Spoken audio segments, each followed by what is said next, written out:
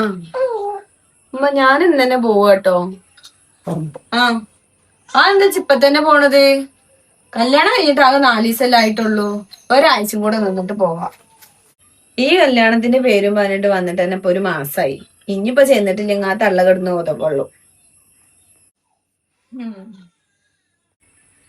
അല്ലമ്മ സോയലെവിടെ? രണ്ടാളും ഇവിടെ കാണാനില്ലല്ലോ. ഇവിടെ ഇല്ലേ? രണ്ടാളും കൂടെ മാമന്റെ വീട്ടിൽ പോയിക്കണം.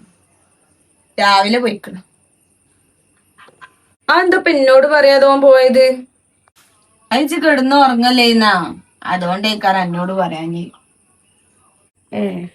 കല്യാണം കഴിഞ്ഞിട്ട് ആകെ 4 ദിവസമായിട്ടുള്ളൂ. അപ്പൊ ഇതിന് പെങ്ങളി മറന്ന.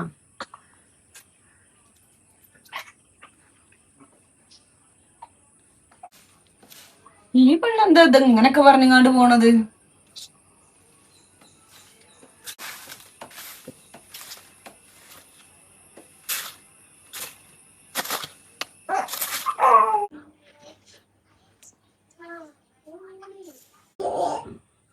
അല്ല, രാവിലെ തന്നെ രണ്ടാളും കൂടെ കെട്ടിയൊരുങ്ങി പോയിട്ട് ഈ പെരയിലത്തെ പണിയൊക്കെ ആരെടുക്കല്? ഞാൻ രാവിലെ അടിച്ചു തുടച്ചിട്ടാ പോയത്. അടിച്ചു തുടച്ചാ മാത്രം മതിയോ? ഈ പെരയില് കുറച്ച് ചിട്ടകളൊക്കെ ഉണ്ട്, അതൊക്കെ നടക്കണം. പിന്നെ എന്റെ ഡ്രസ്സ് ഉണ്ട്, ഞാൻ ഇന്നലെ അവിടെ റൂമില് അയച്ചിട്ടിട്ട് അതൊന്ന് തിരുമ്പോണ്ടി.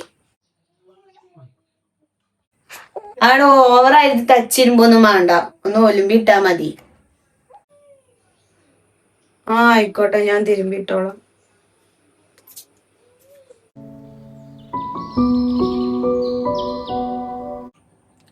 അല്ലമ്മ, ഓരോടുക്കോ ടൂറ് പോകണമെന്നൊക്കെ കേട്ടല്ലോ.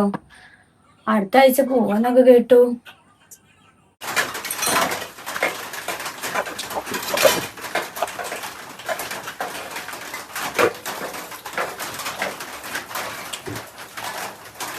രണ്ടു വർഷമായി എന്റെ കല്യാണം കഴിഞ്ഞിട്ട്. നമ്മൾ ഇതുവരെ എവിടേക്കും പോയിട്ടൊന്നുമില്ല. 2 മാസമായിട്ടുള്ളൂ ഓരോ കല്യാണം കഴിഞ്ഞിട്ട്. അതിന് ഒരു ടൂർ പോലും തുടങ്ങി.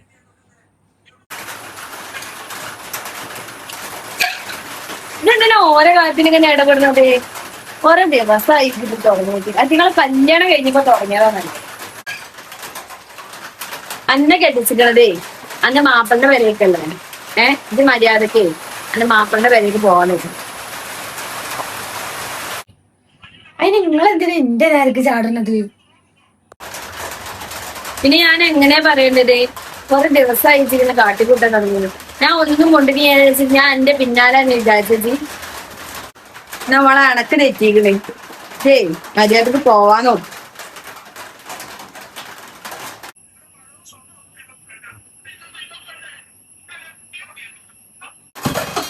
നാളെ നേരം വെച്ചാലേ ഇതെന്നെ കെട്ടിച്ചോടത്തേക്ക് പോവാൻ നോക്കും.